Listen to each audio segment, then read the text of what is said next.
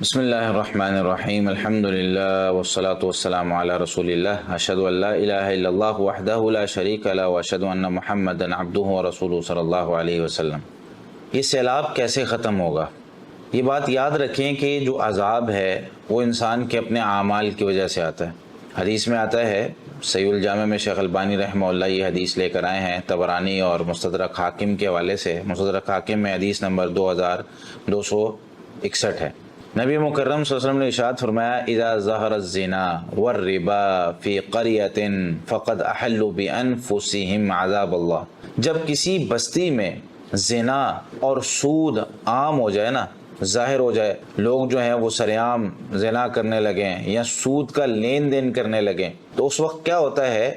فقد احلوا بانفسہم عذاب اللہ، تو وہ اللہ کے عذاب کو اپنے اوپر اتار لیتے ہیں، اللہ کا عذاب ان پر نازل ہونا شروع ہو جاتا ہے۔ اب اس وقت جو ملکی صورتحال ہے، سیلاب میں تمام لوگ، بہت مسلمانوں کی بڑی اکثریت جو ہے وہ اس میں مبتلا ہے۔ وہ اس کی وجہ کیا ہے؟ کیا ہمارے معاملات میں زنا، ہمارے معاملات میں سودی لین دین یہ عام تو نہیں ہو گیا؟ ہم لوگ اللہ کو ناراض تو نہیں کر بیٹھے؟ کہیں اللہ رب العالمین کی ناراضگی کی وجہ سے ہم پر یہ عذاب تو نہیں آ رہا؟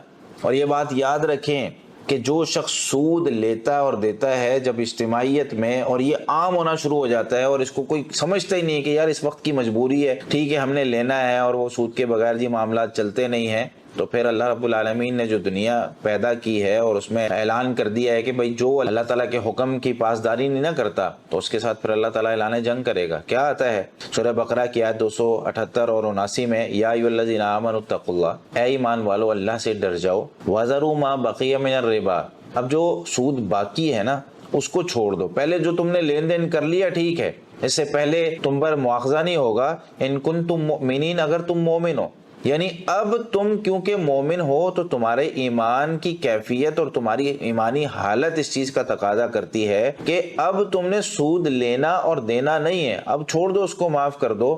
ہاں اگر تم نہیں نہ کرتے، فَإِن لَّمْ تَفْعَلُوا فَأْذَنُوا بِحَرْبٍ مِّنَ اللَّهِ وَرَسُولِهِ، اگر تم ایسا نہیں کرو گے تو اللہ اور اس کے رسول کے ساتھ پھر جنگ کے لیے تیار ہو جاؤ۔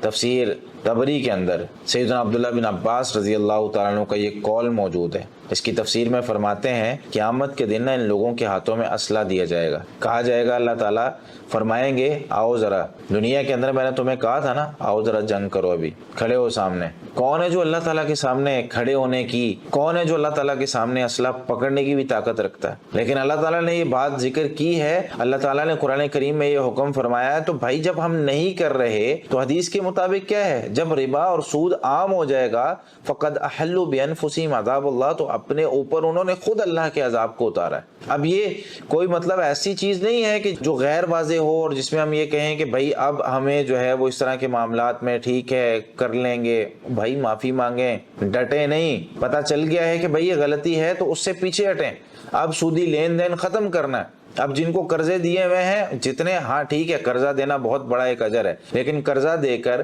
ہم کس چیز کے اضافی پیسے لے رہے ہیں؟ ہاں اگر تو کہیں کہیں پیسے لگتے ہیں تو اس کو بتا دیں بھائی ہمارا اتنا خرچہ ہوا ہے آپ تک آنے میں، ٹھیک ہے یہ آپ دے دیں ہمیں، لیکن ان پیسوں کے بدلے میں پیسے کیوں اضافی لیے جا رہے ہیں؟ کیوں جو ہے وہ لوگوں کو جو ہے وہ سود میں پھنسایا جا رہا ہے؟ تو میرے بھائی اللہ رب العالمین کے ساتھ مسلمانوں کے لیے، مسلمان جب ایسا کرتے ہیں تو اعلان جنگ ہوتا ہے، اور دنیا کے اندر جو عذاب ہوتا ہے نا، خاص طور پہ یہ پانی کا عذاب، اللہ تعالیٰ کی جتنی بھی یہ ساری چیزیں ہیں نا، ہوا ہو چاہے وہ پانی ہو چاہے کوئی اور مخلوق ہے، یہ ساری اللہ تعالیٰ کے تابع اور اللہ تعالیٰ کا حکم مانتی ہیں، اور اللہ تعالیٰ نے آج نہیں بلکہ اس سے پہلے بھی کئی دفعہ پانی کے ذریعے لوگوں کو ہلاک کیا۔ نوح علیہ السلام کا پورا قصہ پڑھیں نا ذرا آپ، کیسے انہوں نے اپنی قوم کو دعوت دی، سمجھایا، نہیں مانے، آخر میں جا کے پھر جو ہے وہ اللہ تعالیٰ نے پانی کا عذاب ان پر بھیجا۔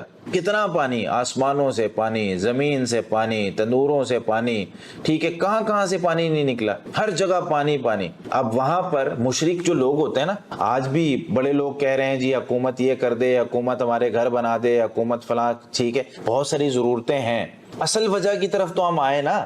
اصل وجہ کیا ہے کہ اللہ رب العالمین کو اسباب کی ضرورت نہیں ہوتی، بھائی ہم اللہ تعالیٰ کی طرف رجوع کیوں نہیں کر رہے؟ مسجدیں ابھی عذاب آیا ہے، 70-75% پاکستان ڈوبا ہوا ہے اس وقت، کتنے لوگ ایسے ہیں جو اب جو ہے انہوں نے نمازیں پڑھنی شروع کر دی ہیں، مسجدیں ہماری تب بھی خالی ہیں، کتنے لوگ ایسے ہیں جنہوں نے توبہ کرنی شروع کر دی، کتنے لوگ ایسے ہیں جنہوں نے اللہ کی طرف رجوع کر لیا ہے، اب بھی ہمارے معاملات ویسے کے ویسے ہیں، دل پتھر کے ہو چکے ہیں، بدلے نہیں ہیں، جسم پتھر کے ہو چکے ہیں، بدلے نہیں ہیں، کوئی فرق نہیں پڑ رہا۔ تو میرے بھائیوں، پانی زمین نگلے گی اللہ کے حکم کے ساتھ۔ پانی جو ہے نا، یہ اللہ کے حکم کے ساتھ ہی خشک ہونا ہے، اس کو کوئی دوسری چیز نہیں خشک کر سکتی، لیکن ضروری ہے کہ توبہ کریں، ضروری ہے کہ اللہ کی طرف رجوع کیا جائے، ضروری ہے کہ اس سے معافیاں مانگی جائیں اور اللہ کا تعارف، اللہ کو پہچانیں۔ اللہ رب العالمین سے دعا ہے کہ اللہ رب العالمین ہمیں صحیح معنوں میں اسلام سمجھ کر عمل کرنے کی توفیق عطا فرمائے۔ السلام علیکم ورحمۃ اللہ وبرکاتہ۔